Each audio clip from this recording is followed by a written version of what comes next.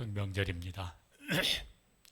우리는 좀 자리가 비어 있지만은 고향 교회는 이렇게 이제 오랜만에 이렇게 반갑게 만나서 예배드리는 분들이 많을 것 같아서 그냥 생각해도 좀 좋은 것 같습니다. 옆에 분들 한번 추석 인사 한번 나누시면 좋겠습니다. 행복한 추석 되세요.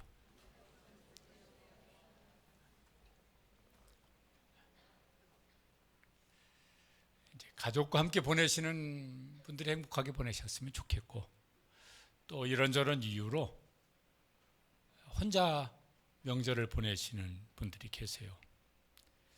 좀 쓸쓸할 수 있는데 주님께서 함께 하셔서 갑절이나 위로를 주시고 또 은혜를 주시기를 간절히 원합니다. 명절에 가족이 모이면 제일 듣기 싫은 말, 이제 청년 자녀들. 첫 번째, 언제 결혼할 거냐? 두 번째, 애인은 있냐? 세 번째, 연봉은 얼마나 받냐?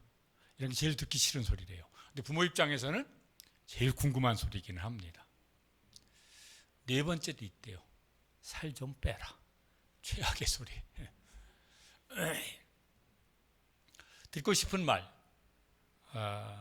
첫 번째, 다 잘 될 거다. 두 번째, 좋은 일 생기기를 바란다. 세 번째, 딸한테는 더 예뻐졌다. 아들한테는 더 잘생겨졌다. 빈말인 줄 알겠지만 듣기 좋은 소리.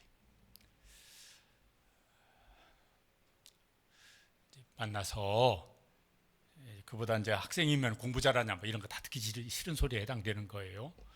듣기 싫은 소리 하면서 이제 빨리 가야 돼. 밥만 먹고 이제 바쁘다고 일어서서 가야 돼. 이렇게 하지 않으시고 듣기 좋은 소리를 잘 좀 하셨으면 좋겠습니다.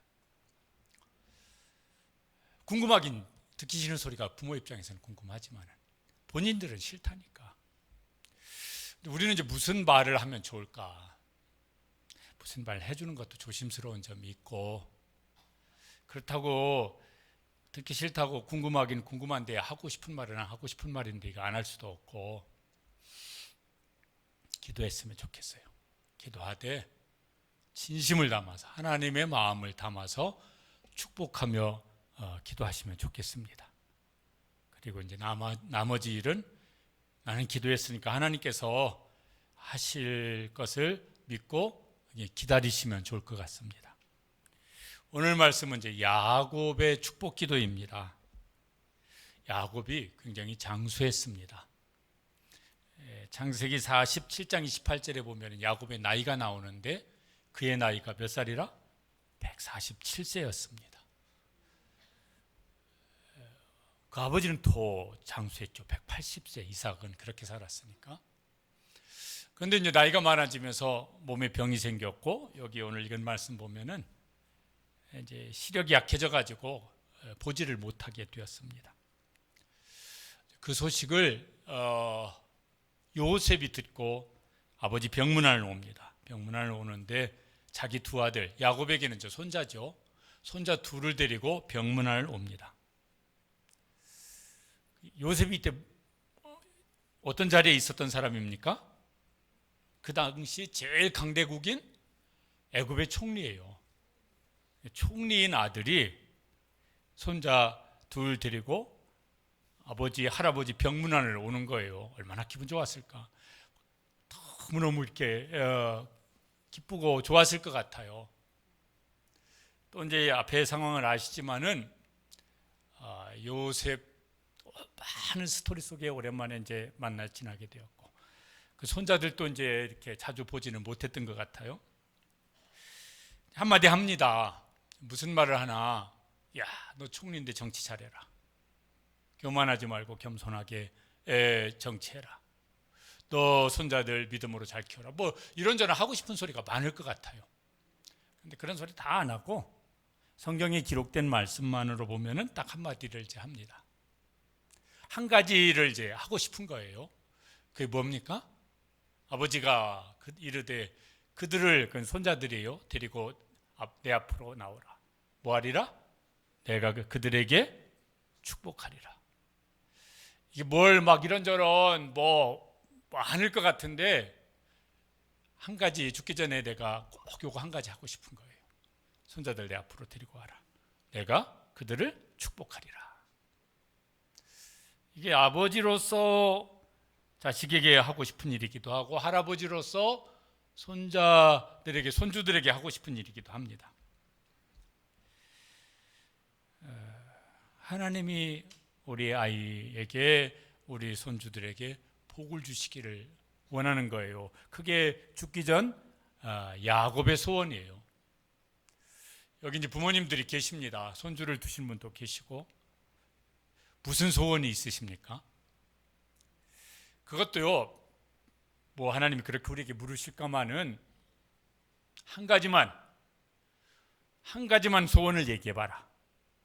하나님이 솔로몬한테는 그거 물으셨던 일이 있는데, 그러면 여러분 어떤 소원을 이렇게 하나님 앞에 내가 한 가지만 말해라, 그거 꼭 들어주마, 그렇게 하신다고 하면은 무슨 소원을 말씀드리고 싶습니까? 야곱은 뭐라고 뭐 막 이렇게 말하지 아니하고 하나님이 축복해 주셨으면 좋겠어요. 다른 건 뭐라고 이렇게 쿵저렇쿵 얘기하지 않아요. 15절에 보면 이제 드디어 야곱이 축복을 합니다. 근데 이게 좀 내용이 뭐 좀 야곱이 나이가 많아서 약간 지금 혼동을 하고 있나? 그 앞에는 9절에 보면 내가 그들에게 축복하리라 이렇게 했어요. 그들이 누구라고요? 손주 에브라임, 므낫세예요. 그런데 15절에 보니까 누구를 축복합니까? 요셉을 축복한다고 나와요. 그런데 뒤에 나오는 내용을 보면은 또 누구를 축복하는 겁니까? 요셉의 두 아들, 손주를 축복하는 거예요. 이게 뭐 지금 야곱이 나이가 많아서 이게 좀 헷갈리는 건가? 그런 건 아니고, 거기 48장 5절에 보면은 야곱이 자기 아들 요셉에게 저렇게 말을 합니다. 네가 낳은 두 아들 에브라임과 므낫세는 누구 것이라? 내 것이라. 저 말이 뭐냐면은, 요셉아, 네가 낳은 두 아들은 네 아들이 아니고 내 아들이야. 이게 뭔 소리야 도대체? 아니, 야곱은 아들이 12이나 되었다고요, 요셉 포함해서. 그런데 뭐 이렇게 막 아들 욕심이 막 많아서 그런 게 그 말이 아니고, 저 말은 뭐냐면은 요셉에게 장자의 축복을 하겠다는 거예요. 여러분, 구약 성경에서 요셉 지파가 있습니까? 없습니까? 없어요. 무슨 지파가 있습니까? 에브라임, 므낫세 지파가 있어요. 그러니까 구약 성경에서 장자에게는 두 몫의, 두 배의 기업을 물려줘요. 그래서 저건 그렇게 하겠다는 거예요. 요셉은 12명의 아들 중에 11번째인데, 야곱의 아버지 야곱의 마음속에는 요셉에게 장자의 복을 주고 싶으신 거예요. 왜냐하면 실제적으로 그 앞에 보면은 요셉이 장자 노릇하고 있습니다. 탈무드에 보면은 유대인들은 저거 어떻게 받아들였냐면은, 두 몫의 기업을 받는 장자는 한 몫은 자기 몫이에요. 또 한 몫은 뭐냐면은, 부모가 이거 유산을 물려받을 때, 부모 돌아가실 때 물려받으니까, 부모가 돌아가셨으니까 장자가 뭐예요? 가장 노릇을 하는 거예요. 그 형제들의 가장 노릇을 하는 일에 한 몫을 사용하는 거예요. 그래서 장자는 두 몫을 이제 받는 것이고, 두 몫을 받은 다음에 장자는 그렇게 이제 가족을 책임지는 역할을 하는 것입니다. 우리가 뭐 장자냐, 뭐 둘째냐, 셋째냐, 요즘에는 따질 것도 없어요. 대부분 다 한두 명 막 이러니까. 그런데 우리는 이제 장자 신앙을 가지고 신앙생활을 했으면 좋겠습니다. 장자 성도, 장자 기독교인이 됐으면 좋겠어요. 무슨 소리냐면은, 하나님께서 내게 주신 것, 내 인생의 건강이든 시간이든 무슨 재산이든 재능이든 나만을 위해서 주신 것이 아니라 나를 위해서도 쓰고 누군가를 위해서 함께 그것을 내가 무슨 장자의 책임의식을 가지고 누군가를 위해서 돌보고 섬기는 일에 그걸 쓰자. 그러면 그 사람이 장자 성도일 것 같아요. 교회는 장자의식을 가지고 세상 속에 있었으면 좋겠습니다. 기독교인은 장자의식을 가지고 세상을 살았으면 좋겠습니다. 그럼 하나님께서 귀하게 보실 거예요. 야, 너 참 귀하구나. 그러실 것 같아요. 가정에서도 뭐 이렇게 있으면은 누구는 믿는 사람이고 누구는 안 믿는 사람이고 그러면은 그 중에 믿는 성도인 가족 중에 한 사람이 장자의식을 가졌으면 좋겠어요. 그래서 하나님께서 주신 것을 가지고 내 몫도 잘 감당하고 그리고 가족의 몫도 감당하고. 하나님 지금 야곱은 요셉에게 그 축복을 하고 있는 것입니다. 실제로 또 이제 그래서 요셉은 또 그런 역할을 이제 하기도 하고 그런 장자 의식을 가진 성도 그들에게 하나님께서도 장자의 역할을 감당할 수 있는 은혜를 주시고 복을 주실 줄로 믿습니다. 그런 사람이 그런 일을 해요. 어디에서든 보면은 야곱은 자식에게 다른 걸 물려주는 걸 안 해요.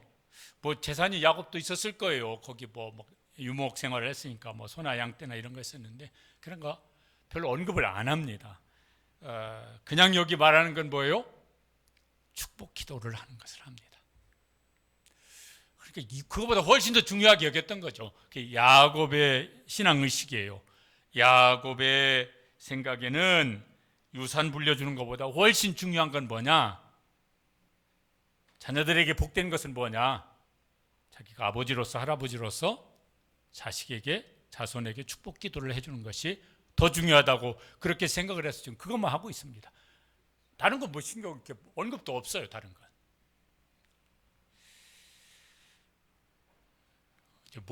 부모님께로부터 뭘 물려받은 것이 이제 있으신지 모르겠습니다.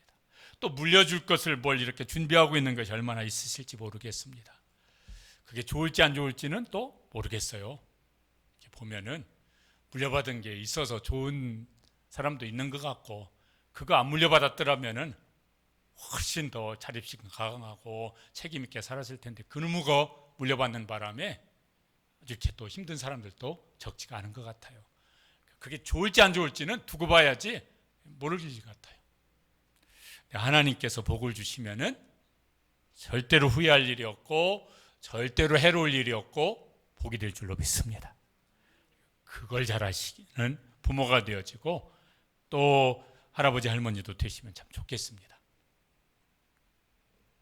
야곱이 무슨 축복을 하나? 다른 건 뭐 이렇게 뭐 할 게 없을 것 같아요. 아니 요셉이 총리라니까요. 그렇게 앞에 나온 이렇게 시간들을 이렇게 계산해 보면은 야곱이 지금 총리 애굽의 총리 된 지가 거의 30년이 가까이 됐습니다. 그런 시점이에요. 그 총리 될 때 그 왕이 한 말이 있거든요. 내가 너보다 높은 것은 이 자리뿐이다. 나머지 모든 권력은 네가 행사해라. 그러면서 그러니까요. 거의 뭐 왕의 버금가는 총리예요. 그거 지금 거의 30년째 총리 생활을 하고 있습니다. 그러니까 그가 가진 권력이든지 부든지 명예든지 뭐 말할 수 없었을 것 같아요. 뭐가 아쉽겠어? 그 손자들도 그런 총리 아들인데 뭐가 아쉽겠어요? 야곱이 뭐 해줄 게 뭐가 있겠어요? 그런데 야곱은 꼭 해주고 싶은 게 있어요. 그게 아들이 총리가 됐든 손자들이 총리 아들이 아주 막강한 총리 아들이 됐든 그거 말고 이거 꼭 있어야 되겠어요. 그걸 지금 여기 기도하고 있습니다. 15절에 보면은 축복하면서 맨 먼저 하는 말이 뭐냐면은 저렇게 말을 합니다. 하나님이 어떤 분이시냐면은 내 조부 아브라함의 하나님, 아버지 이삭이 섬기던 하나님. 야곱은 그 아버지 이삭, 그 할아버지 아브라함에게 신앙을 물려받았어요. 신앙을 유산으로 물려받은 겁니다. 그 아버지 할아버지가 야곱에게 신앙을 전수해 준 것입니다. 그러니까 아버지가 어떻게 하나님을 섬기는지를 보면서 그가 신앙을 이제 배운 거예요. 할아버지가 어떻게 하나님을 섬기는지를 보면서 하나님은 그런 분이시구나, 이런 걸 이제 배운 겁니다. 이렇게 그것도 나이를 이렇게 이제 유추해 보면은 야곱이 120살 될 때까지 그 아버지 이삭이 살아 있었습니다. 왜냐하면 이삭이 60살 때 야곱을 낳았거든요. 그러니까 180살에 죽었으니까 그때 이 야곱 나이는 120살 된 거예요. 120년 동안 아버지를 봤습니다. 또 나이를 이렇게 계산해 보면은 야곱이 15살 될 때까지 할아버지 아브라함이 살아 있었습니다. 그것도 히브리서에 보면은 한 장막에 거하였다고, 3대가 한 집에 살면서 유목 생활을 한 거예요. 그러니까 15살 때까지가 기억이 다 나겠죠. 할아버지 아브라함이 어떻게 하나님을 섬겼는지, 또 하나님이 할아버지 속에 무슨 일을 하셨는지 본 것도 있고 들은 것도 있고 자기가 경험한 것도 있고 그럴 것입니다. 그걸 물려주고 싶어요. 누구에게? 아들이 애굽 총리지만은, 손주들은 총리 아들들이지만은 그 하나님을 물려주고 싶은 거예요. 그 신앙의 유산을 물려주고 싶은 거예요. 그 신앙을 전수해주고 싶은 거예요. 그러니까 지금 이제 야곱의 입장에서 보면은 위로는 아버지, 할아버지, 자기 자신. 지금 그 요 자리에 누가 있어요? 자식이 있어요. 손주가 있어요. 지금 5대를 같은 신앙으로 이렇게 연결시키는 작업을 하고 있는 겁니다. 야곱은 그거 하고 싶었어요. 네가 총리든 총리 아들이든 중요한 게 있는데, 너희 우리 아버지가, 우리 할아버지가 섬기던 하나님, 그 하나님. 요셉도 지금 여기까지 오는 동안요, 하나님이 어떻게 하셨는지 노예 생활할 때, 감옥 생활할 때, 총리 생활할 때 경험한 게 있어요. 너도 그 하나님 알 거다. 내 자식들에게 그 하나님이 누구신지를 알려줘라. 말로 알려주고 삶으로 알려주고 모든 걸 다 동원해서 알려줘라. 이게 이제 야곱이 중요하게 생각한 겁니다. 야곱의 가치관 속에는 가장 중요한 게 뭐냐? 그거 물려주는 것이었어요. 그런 점에서 야곱이 막 이렇게 여러 가지 연약한 모습이 많이 나오지만은 좋은 아버지인 것 같고 좋은 할아버지 같습니다. 그런 점에서는 우리가 이제 이 야곱의 신앙을 잘 본받을 수 있었으면 좋겠습니다. 그래서 우리 아버지 생각하면 어떤 때 어떤 상황이 벌어질 때마다 그때 우리 아버지는, 우리 어머니는 이렇게 하셨어. 그렇게 예배했고 그렇게 헌신했고 하나님이 그렇게 일하셨어. 이게 뭐가요? 자식 속에 있어요. 그게 가까이서 봤던 손주들이 그거 보면 알겠어요. 그럼 얼마나 좋을까? 설교 준비하면서 저도 이제 그런 생각이 늘 있지만은 이제 그런 마음이 더 이제 간절해졌습니다. 언약을 전수합니다. 그 축복 속에 뭐냐면 담겨 있는 것이 하나님이 주신 약속이에요. 언약이에요. 이거를 이제 기도합니다. 야곱이 한 40살 무렵 되었을 때 이제 아버지를 떠나게 되죠. 그 에서와 갈등으로 부모를 떠나게 되어집니다. 그때 이삭이 야곱에게 축복하는 내용입니다. 창세기 28장에 그게 나오는데, 이삭이 야곱을 불러 그에게 축복하고 무슨 내용으로 하냐면은 저런 내용으로 축복을 했습니다. 축복 기도예요. 같이 한번 읽어보시겠습니다.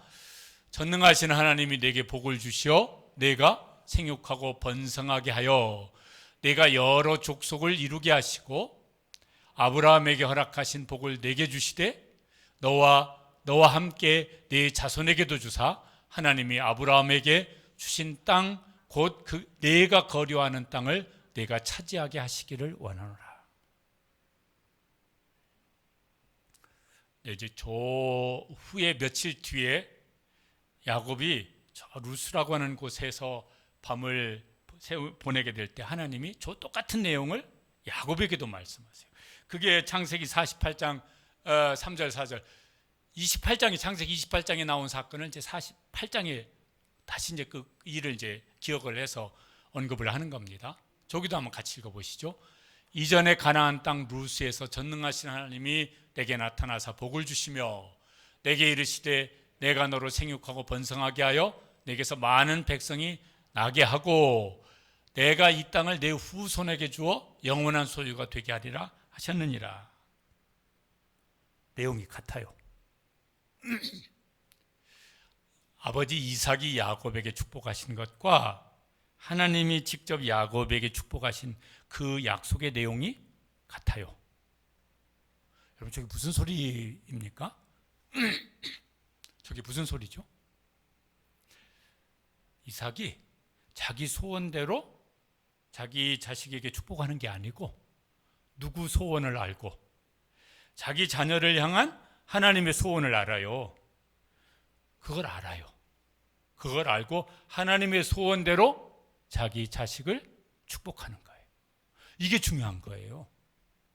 내 하고 싶은 대로 막 너무 공부 잘해서 뭐 이거 하고 저거 하고 돈 많이 벌어서 이거 하고 저거 하고 그런 기도를 안 해요. 야곱은 자기 아버지가 이삭은 자기 아버지가 자기에게 축복했어요. 그런데 그거 들어보니까 하나님이 자기에게 약속하신 축복하고 똑같아요. 아, 우리 아버지가 나를 향한 하나님의 소원을 알고 그대로 기도하셨구나. 그러니까 그게 마음속에 확 베꼈던 것 같아요. 저기 창세기 28장에 나오는 사건인데 창세기 48장은 그 뒤로 시간 계산해 보면 100년의 시간이 지났습니다. 100년 동안 아버지가 자기를 축복했던 그게 자기 마음속에 있어요. 하나님이 자기에게 주셨던 그 축복의 약속이 자기 속에 있어요. 그리고 그걸 가지고 뭐예요? 똑같이 자기 자식 손자에게 똑같이 기도하고 있습니다. 그러니까 이게 그냥 이렇게 축복 기도 이런 내용이 이제 아닌 거예요. 그 속에 그들의 신앙이 들어있고 하나님 주신 언약의 말씀이 들어있고 그들에게 주신 사명이 들어있고 이게 다 들어있어요. 그 속에. 그걸 가지고 지금 자기 자손들을 축복하는 거예요. 자기는 그거 100년 동안 그 마음에 품고 살았고.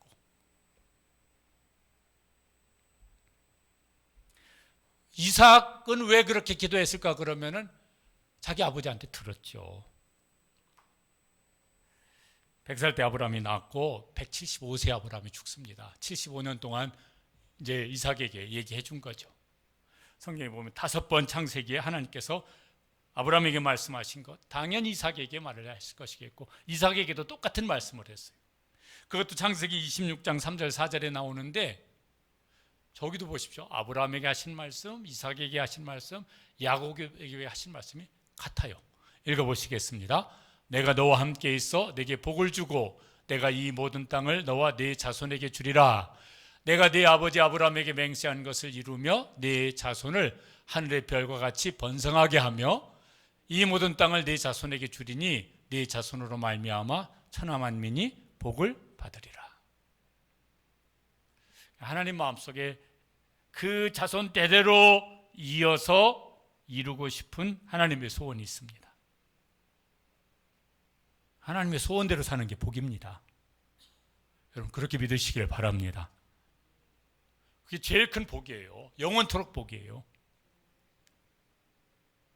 내 소원대로 살면 그게 복이 안 될 수 있어요. 화가 될 수 있어요. 내 소원대로 자녀가 되어지면은 복이 될지 안 될지 몰라요. 복이 될 수도 있지만 화가 될 수도 있어요. 여러분 명절 때 되어지면은 지나고 나면 이렇게 먼 통계들이 한 번씩 나와요. 뭐가 높아진다고요? 이혼율이 확 높아진대요. 또 하나 명절 때 되어지면은 저기 그 경찰서 파출소가 바쁘대요. 폭력 신고가 들어오는데 그게 무슨 신고가 제일 많다고요? 가정폭력. 가정폭력이 평상시보다 뭐 한 1.5배 정도 늘어나는 이런 신고가 들어온대요. 왜 그럴까요? 부모는 부모대로 뭔 요구를 하고 자식은 자식대로 요구하고 형제는 형제끼리 뭘 요구하다가 이게 말로 안 끝나고 막 이렇게 싸움까지 벌어지고 뭐 이런 그게 이제 그 사람은 아마 다음 명절 때는 안 가고 싶을 거예요. 그러니까 내 소원대로 막 주장하는 게 그게 좋을지 안 좋을지 몰라.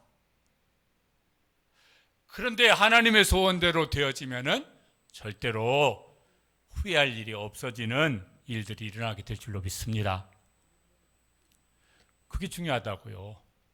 아브라함은 그걸 이삭에게 축복하며 기도했고, 이삭은 야곱에게 했고, 야곱은 그거 들은 지가 100년이 넘었는데 지금 뭐예요? 네가 총리가 됐든 총리 아들이 됐든 그게 문제가 아니다. 중요한 건 이거다. 그러면서 그들을 위해서 지금 축복하며 기도하고 있는 것입니다. 여기 지금 48장인데 49장에도 보면은 나머지 12아들에게도 야곱이 이제 죽기 전에 저런 일을 합니다. 이들은 이스라엘의 12지파라. 이와 같이 그들의 아버지가 그들에게 말하고, 그 다음에 함께 읽어보시죠. 그들에게 축복하였으니,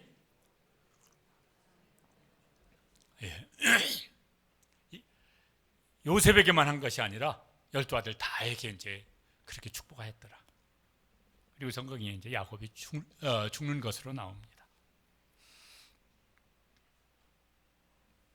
지금도 이스라엘 나라가 있습니다. 저기 중동에. 저 이스라엘 어디서부터 시작된 겁니까? 하나님이 야곱의 이름을 이스라엘이라고 바꿔주셨어요. 그래서요, 그 이름대로 지금 저 이스라엘이 있다니까요. 그들의 후손이니까. 이스라엘의 후손들이라서 나라 이름도 그냥 이스라엘이라고 정한 거예요. 하나님이 그들을 통해서 앞으로도 뭔가를 해 나가시겠죠.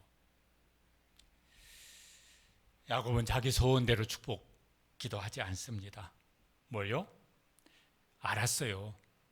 하나님께서 나에게 뭘 원하시고 내 자녀에게 뭘 원하시는지를 아는 사람이었어요. 어떻게 알았습니까? 자기 아버지한테 들었거든요. 또 하나님께도 직접 들었습니다. 자기 할아버지한테 들었거든요.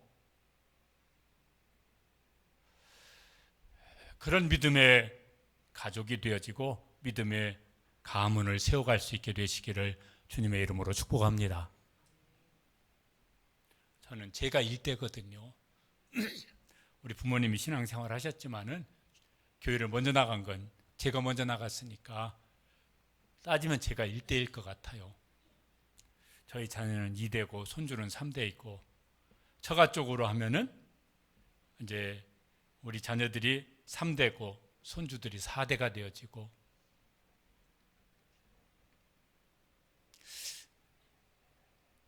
더 주님 사랑하고 주님께서 은혜 주시고 복 주시는 저희 이제 믿음의 후대가 세워지기를 늘 기도합니다.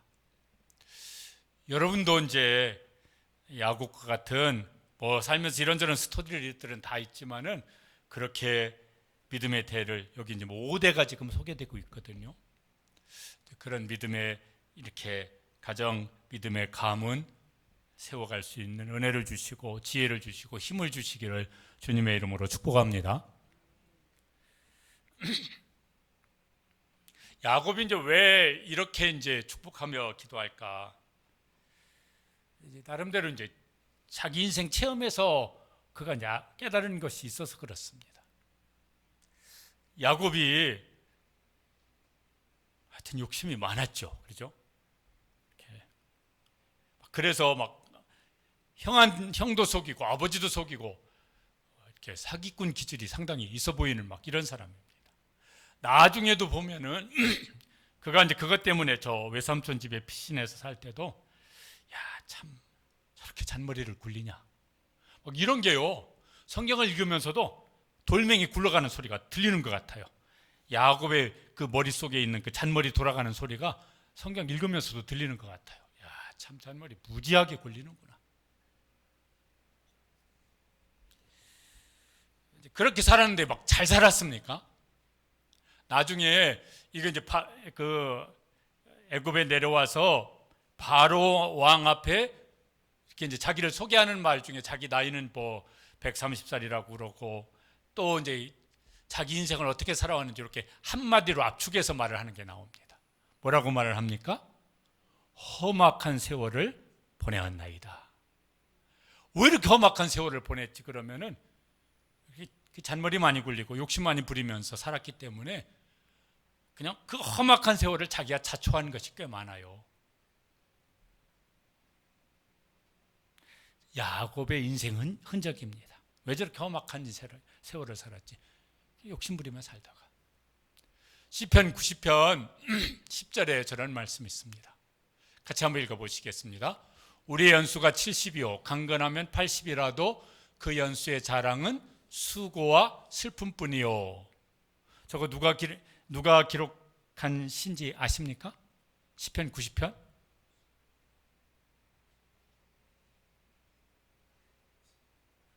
예, 장로님이 아시는 것 같은데 혹시나 틀릴까 봐서 조그맣게 말을 했습니다. 객관식으로. 객관식이 좋습니다. 제가 시험 문제 내면 객관식을 이렇게 내겠습니다. 정답 뭐냐? 1번 모세, 2번 모세, 3번 모세, 4번 모세. 객관식은 이렇게 내면 얼마나 좋겠어요. 정답은 뭐겠습니까? 모세예요. 모세가 40살까지는 이집트 왕자로 살았습니다. 얼마나 거창했겠습니까? 그런데 40부터 80까지는 저 광야 목동으로 살았습니다. 그 시점을 생각하면서 저렇게 말한 것 같아요. 인생의 연수가 70이고 건강하면 80인데 돌이켜봤더니 남은 흔적은 뭐뿐이라? 수고와 슬픔뿐이라. 여러분은 어떠십니까? 연세가 얼만큼 되셨든 40이, 50, 60, 70, 80이 되셨으면은 뭔 흔적이 많이 남아 있습니까? 왜 그렇게 사신 것 같습니까? 나름대로 이렇게 한번 좀 이렇게 생각을 해보시면은 거기서 이제 뭔가 우리가 깨닫는 게 있으면 좋을 것 같습니다. 그런데 야곱이 험악한 세월을 살았어요. 그런데 그 험악한 세월을 산 중에도 그 세월 속에 이게 있었구나. 이게 딱 남는 게 있습니다. 다 그렇게 막 긴 세월인데 요거 딱 정리하면 요게 남아요. 그거를 15절 그 다음에 말을 합니다. 두 가지로 말을 했습니다. 하나는 뭐예요? 저걸 말을 합니다. 읽어보시죠. 나의 출생으로부터 지금까지 나를 기르신 하나님. 이게 147세 때 한 말이니까 어렸을 때는 뭐 얼마나 기억하는지 모르겠지만은 출생 때부터 지금까지 험악한 세월을 살아왔는데 근데 그 험악한 세월 속에 하나님이 나를 기르셨구나. 남는 걸 이렇게 막 뭐 책을 막 몇 권 쓸 수도 있겠지만은 그냥 한 문장으로 정리해 보니까 남는 게 뭐냐면은 지금까지 하나님이 나를 기르셨구나. 이게 이제 또렷합니다. 아, 그렇게 살았구나. 더듬어 보니까 그랬구나. 다윗도 비슷한 고백을 했어요. 시편 23편에 저거 다윗이 나이 많아서 쓴 시일 거예요. 내용을 보면은 같이 읽어보시죠. 여호와는 나의 목자시니 내게 부족함이 없으리로다. 얼마나 파란만장한 인생을 살았잖아요. 그런데 봤더니 부족함이 없었네. 왜? 하나님이 나를 기르셨으니까. 이게 이제 있습니다. 그러니까 이 신앙 물려줘야 되겠어요. 총리가 됐든 총리 아들이 됐든 총리는 총리로서 복잡한 게 많았겠고 그 아들은 또 그 아들 나름대로 있었겠죠. 그런데 그렇든 저렇든 험악하든 평안하든 중요한 건 뭐다? 그 속에서 하나님이 그를 기르시면은 이래도 저래도 괜찮은 거예요. 복이 되어지는 것이. 그 신앙을 물려주고 싶은 거예요. 또 16절 그 다음에 보면 뭐라고 말을 하냐면은 저렇게 말을 합니다. 저 말씀도 읽어보시죠. 나를 모든 환난에서 건지신 여호와의 사자께서. 여호와의 사자는 여호와라고 그렇게 이해를 하셔도 좋습니다. 환난을 많이 겪었어요. 근데 그 속에 이렇게 그것도 이제 안 잊혀지는 고생들이 있었을 텐데 기억을 더듬어 봤더니 그때마다 하나님이 거기서 나를 건져주셨어요.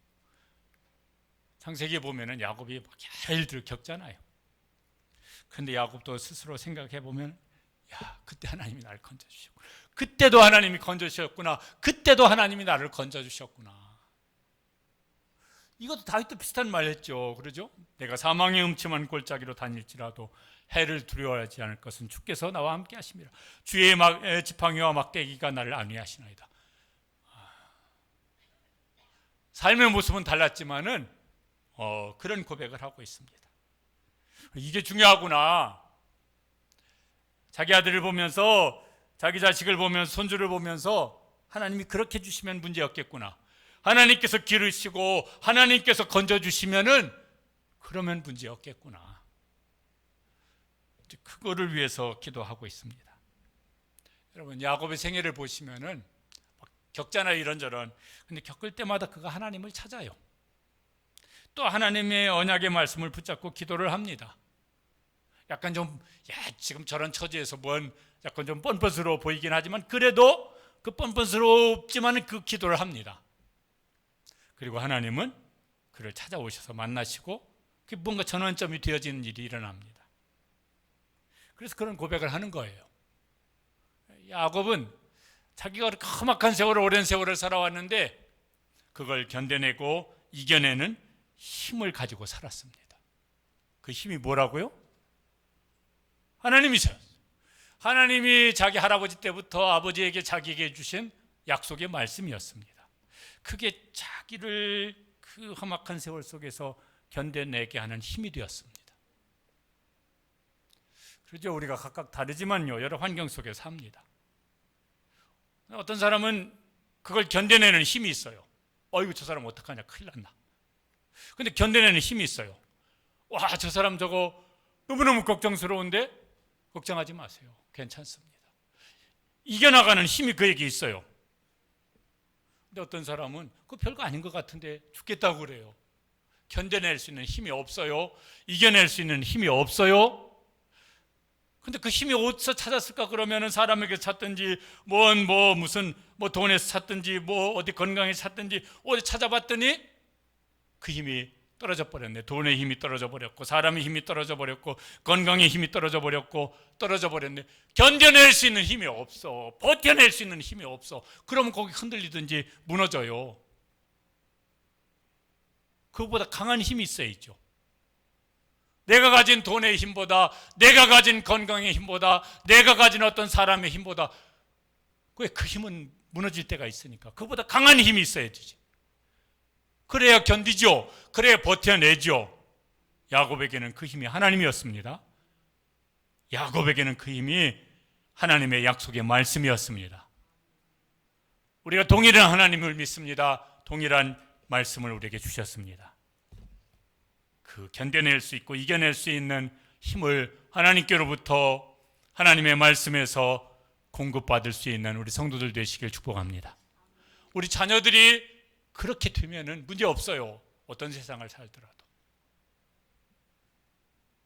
다른 건 힘이 있는 것 같은데 어느 날 보면 없어졌거든요.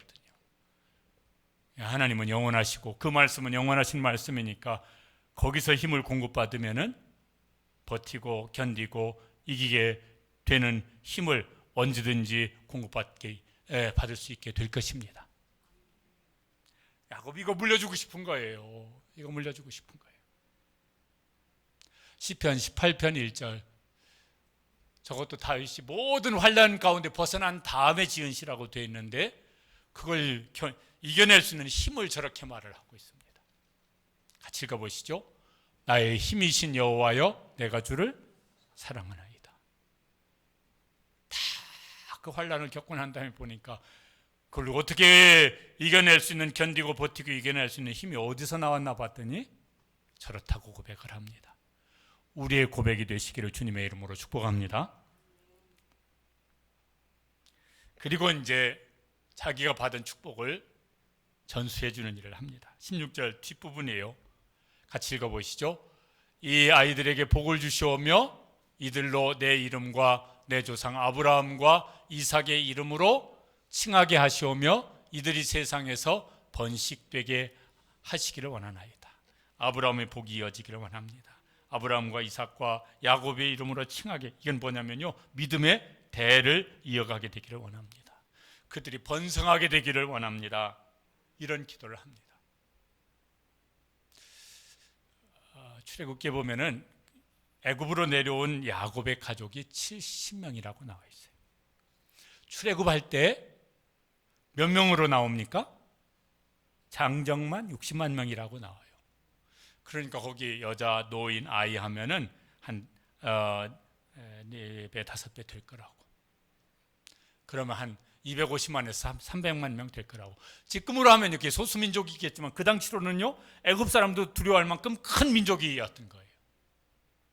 하나님께서 성실하게 아브라함에게 약속부터 하셔서 또 야곱이 축복했던 대로 그들을 민족을 이루게 하세요. 번성케 하세요. 그들이요, 하나님이 주신 언약을 고스란히 기억을 하면서 가나안 땅으로 들어갑니다. 지금은 이제 나라 이름으로는 이스라엘인데 민족 이름으로 할 때는 이제 뭐라고 합니까? 유대인이라고 그래요. 유대인이라고 그래요. 유대인이 저 이스라엘과 이렇게 외국에 흩어져 살던 사람 다 포함하면 한 1,500만 명쯤 된대요. 그러면은 세계 인구가 지금 80억이 넘었으니까 0.02%쯤 되어져요. 그런데 노벨상 수상자 많이 들어보셨죠? 1901년부터 2023년까지 노벨상 수상자가 965명이래요. 그 중에 214명이 유대인이래요. 한 22%쯤 된대요. 이 사람들이 세계의 여러 분야에서 뭔가 이제 이끌어가는 역할을 지금 하고 있죠. 인구는 그 소수민족인데. 우리나라는 남북 한합하면은 7,500만쯤 되어집니다. 북한 인구가 정확히 모르니까. 노벨상 수상자 몇 명 있습니까? 있나요? 없나요? 한 명 있어요. 노벨 평화상 김대중. 보면 여러 가지 정치적인 논란이 있죠. 그래도 한 명 있는데 무슨 과학이든지 경제든지 문학이든지 이런 부분에는 아직 한 명도 없어요. 야, 우리 교회 주일학교 출신 중에서 노벨상 수상자 한 명 나오면 근사할 텐데. 그리고 걔가 시화동산교회 주일학교 다녔다고 이러면 얼마나 좋겠어요? 그리고 그때 내 주일학교를 이렇게 가르쳐 줬던 그 선생님이 누굽니다. 이렇게 한마디 하면 얼마나 폼날까. 곁다리 껴서 그때 담임 목사는 조상구였습니다. 이러면 얼마나 폼날까. 하여튼 우리는 아직 좀 여러 가지 논란이 있지만 그래도 한 명 있어요. 근데 유대인들은 그 소수민족이 그렇게 많대요. 지금도 그들은 신앙 전수가 부모의 최고의 사명이고 할아버지 할머니도 최고의 목적이 뭐냐면 그 신앙을 자기 자손들에게 물려주는 것이고 그걸 위해서 기를 쓰고 살고 있고 그런다고 그러잖아요.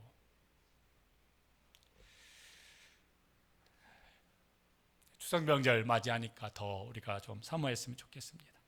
하여튼 만나서 자녀도 축복해 주시고 괜히 듣기 싫은 소리는 하지 마시고 자녀도 축복해 주시고 손주들이 있으면 축복해 주시고 하대볼 그 축복 속에 신앙을 전수해 주시고 약속의 언약의 말씀을 전수해 주시고 우리에게 주신 사명도 전수해 주시고 이걸 잘 전수해 주는 부모도 되어 주시고 할아버지 할머니도 되어 주시기를 바랍니다.